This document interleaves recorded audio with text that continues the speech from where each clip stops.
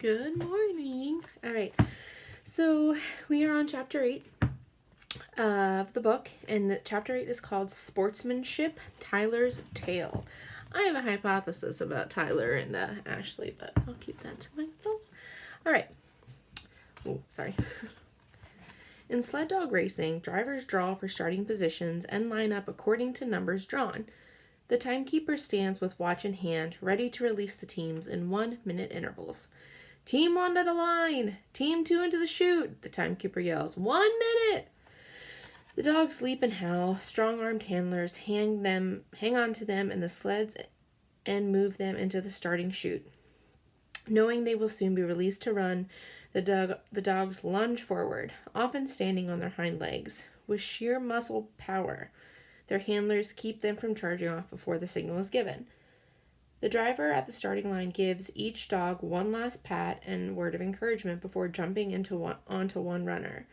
He clamps his foot on the brake, grasps the bar, also called the driving bow, with both hands and inhales deeply. With all the dogs yapping and howling and straining open-mouthed giants their harnesses, it's hard to hear the count. 30 seconds, 15 seconds, 5 seconds. The spectators chime in with their timekeeper, shouting above the din of the barking dogs. 4 seconds, 3 seconds, 2 seconds, 1 second. As the count of 1, as if by magic, every dog stops barking. 2 seconds of silence. The dog handlers prepare to let go and jump back. Go! The dogs rocket out of the chute. The next team hustles forward to the starting line, straining to be off amidst the howls of all the dogs waiting their turns. If a slow or inexperienced driver is sent out first, the second one will soon overtake the first. Trail! The passing driver shouts, and the first driver pulls to the side or stops. The passing team is given 1 minute to pull by. That's the rule of the trail. Race or no race, good sportsmanship means when you happen upon someone in trouble, you stop your team and lend a hand. This encourages the other musher and boosts his or her confidence. Still, mushers need to learn to solve their problems when they take a digger or hit a tree, or when one of their dogs gets loose.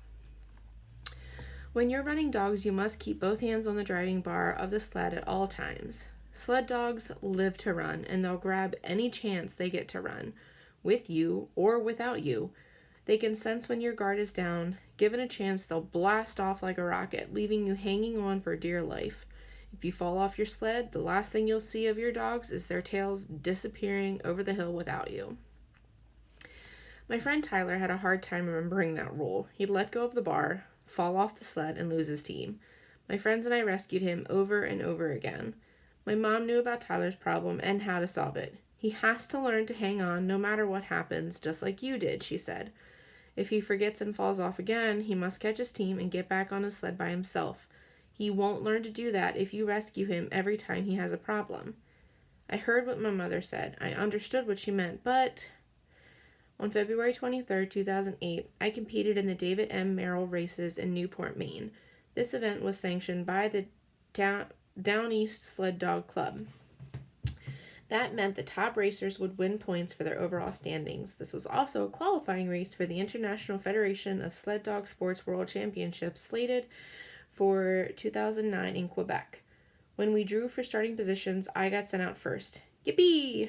I had my heart set on winning. Mom gave me a kiss and a thumbs up. I love you, she said. Have fun. Then she added with a knowing wink, don't stop for Tyler. My friend Chandler's mom smiled and repeated my mother's words about Tyler.